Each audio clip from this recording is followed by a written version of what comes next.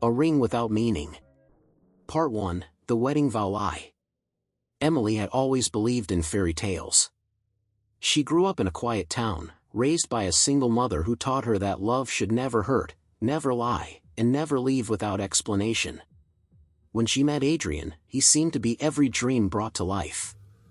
He was confident but kind, successful but humble, and he listened to her in a way no man ever had before. Their love story moved fast. Dinners turned into weekends, weekends turned into trips, and in just under a year, he proposed. A ring with a sapphire center stone, because diamonds were too predictable, he said. The wedding was beautiful. A cliffside ceremony in Portugal, her veil dancing in the wind, his eyes never leaving hers as he promised. "I will never betray your trust." Everyone cried. Everyone believed it. But fairy tales don't always end with happily ever after. Some end with a shattered heart and a truth that burns. Emily should have noticed the signs. At first, it was the late meetings. Then came the secretive phone calls, the new cologne, and the way he started guarding his phone like it held state secrets. When she asked if something was wrong, he'd just smile and kiss her forehead.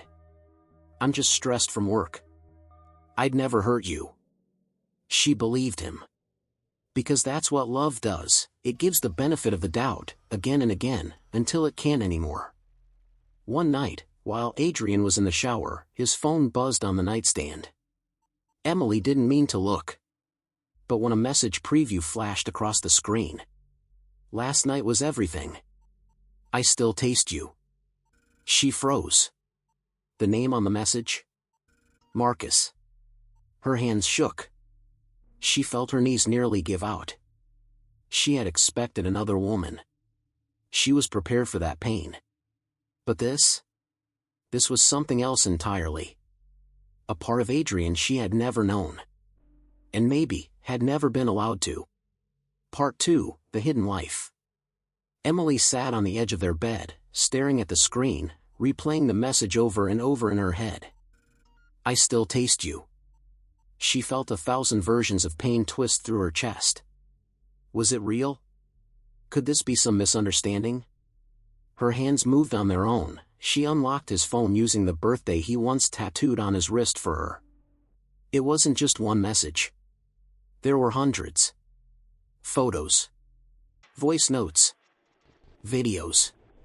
Conversations stretching back months.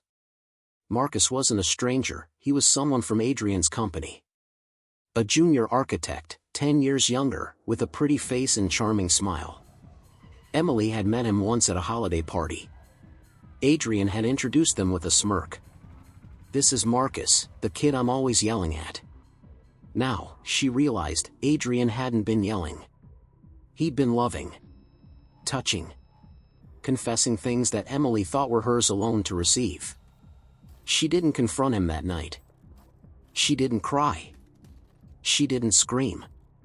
Instead, she saved the messages to her own phone, took screenshots of everything, and emailed them to herself with the subject line, "Proof of the real you."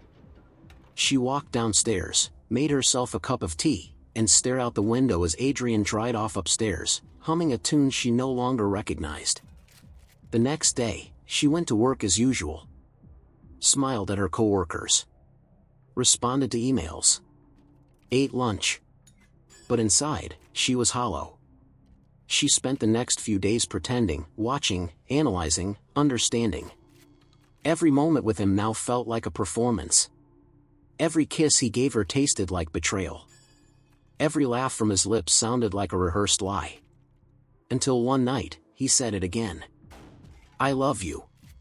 Emily nodded, smiled softly, and whispered back, "I know." But in her heart, the vow was broken. The ring on her finger was nothing more than metal and memory. Part 3, The Confrontation. It was a Thursday night when everything changed. Emily waited until Adrian returned from work, suit crisp, smile wide, holding takeout from their favorite Thai place. He kissed her cheek, not noticing the quiet tension in her shoulders. He sat down at the dining table and began unpacking boxes, pouring wine like it was just another evening. "You wouldn't believe what happened at the office today." She watched him talk. Animated, relaxed, comfortable in the lie he'd built around them like a fortress. And then, she spoke. "How long have you been sleeping with Marcus?"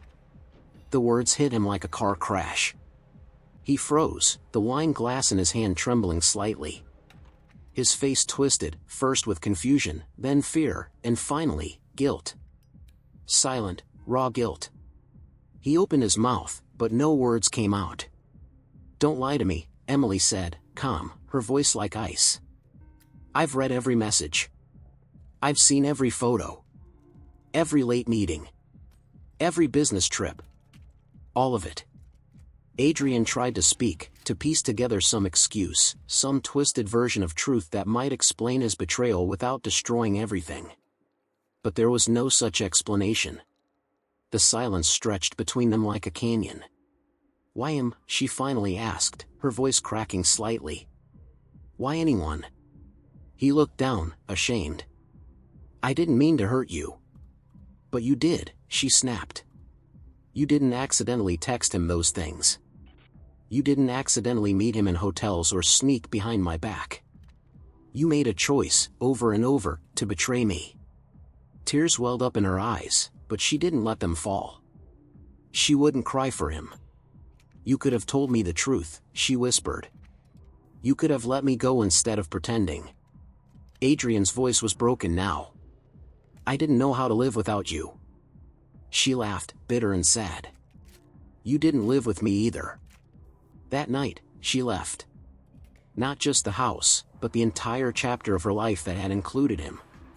She booked a hotel, called her lawyer the next morning, and filed for divorce. She didn't need revenge. She needed peace. Emily sold the house, donated the ring, and cut off contact completely. She even blocked Marcus, not because he mattered, but because she refused to let any part of that betrayal follow her into her new life.